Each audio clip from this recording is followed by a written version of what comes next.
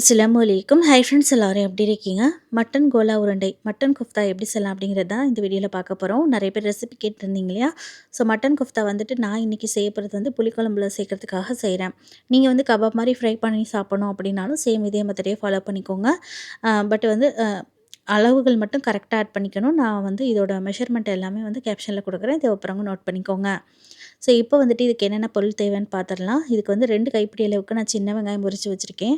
4, 5 பச்சை மிளகா உங்க காரத்த பொறுத்து எடுத்துக்கணும். இது கூட வந்துட்டு பட்டை, கிராம்பு தூள் வந்து 1 டீஸ்பூன் அளவுக்கு, மஞ்சள் தூள் 1/2 டீஸ்பூன் அளவுக்கு, இஞ்சி பூண்டு பேஸ்ட் வந்துட்டு 1 டேபிள் ஸ்பூன் அளவுக்கு எடுத்து வச்சிருக்கேன்.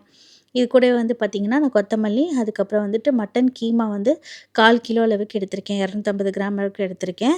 இது கூட ஒரு முழு தேங்காவ வந்துட்டு துருவி வச்சிருக்கேன். இது வந்து பொட்டுக்கடல மாவு. பொட்டுக்கடல 2 டீஸ்பூன் அளவுக்கு நல்லா மிக்ஸர் ஜார்ல சேர்த்துட்டு பவுட்ரு பண்ணி எடுத்திருக்கேன். இது ஃபுல்லாமே ஆப்ஷனல் தான். தேவைப்பட்டா மட்டும் தான் நம்ம ஆட் பண்ணிக்க போறோம். இப்போ நம்ம எடுத்து வச்சிருக்க கீமாவ நல்லா அலசிட்டு சுத்தமா தண்ணி வடிய விட்டு எடுத்துக்கோங்க.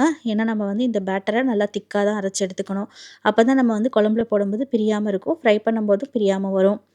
இப்போ நம்ம எடுத்து வச்சிருந்த மட்டன் கீமாவ தண்ணி இல்லாம இது கூட ஆட் பண்ணிக்கிட்டு, இது கூட 4, 5 பச்சை மிளகாய் ஆட் பண்ணிக்கிறேன். பச்சை மிளகாய் வந்து நீங்க உங்க காரத்த பொறுத்து ஆட் பண்ணிக்கோங்க. இது கூட எடுத்து வச்சிருக்க ஒரு டேபிள் ஸ்பூன் அளவுக்கு நான் இஞ்சி பூண்டு பேஸ்ட் ஆட் பண்ணியிருக்கேன். இஞ்சி பூண்டு பேஸ்ட் வந்து ரொம்ப அதிகமா சேர்த்துறக்கூடாதுங்க. ஸ்மெல் வந்து அதிகமா போயிடுச்சு அப்படின்னா நல்லா இருக்காது.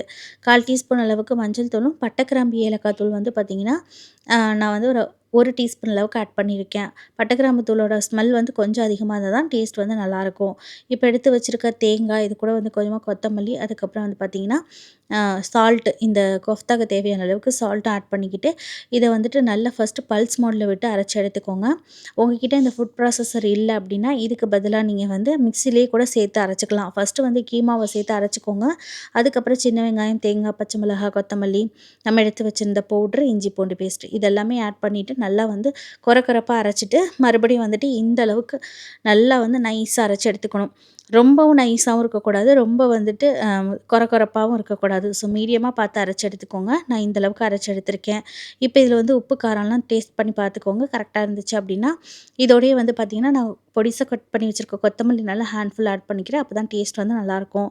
இது வந்து பைண்டிங்க்காக வந்து பார்த்தீங்கன்னா, ஒரு 2 டேபிள் ஸ்பூன் அளவுக்கு அளவுக்கு மட்டும் நான் வந்துட்டு பொட்டுக்கடல மாவு ஆட் பண்ணிக்கிறேன். பொட்டுக்கடல மாவு உங்களுக்கு தேவைப்படல அப்படின்னா, நீங்க வந்து சேர்க்க வேணாம். பட் சேர்த்தா டேஸ்ட் வந்து நல்லாயிருக்கும். 1 டேபிள் ஸ்பூனாவது நீங்க சேர்த்துக்கோங்க. அவ்வளோதாங்க. கை வச்சு நல்லா கலந்து விட்டுருங்க. கலந்து விட்டுட்டு உருண்டை பிடிக்க வருதான்னு பார்த்துக்கோங்க. இத அப்படியே நீங்க வந்துட்டு ஓவர் நைட் ஃப்ரிட்ஜில வச்சு செஞ்சாலுமே நல்லாயிருக்கும்.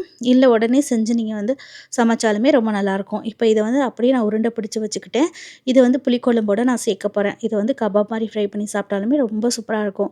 இந்த உருண்டை புளிக்குழம்போட ரெசிபி வேணும் அப்படின்னா கமெண்ட்ல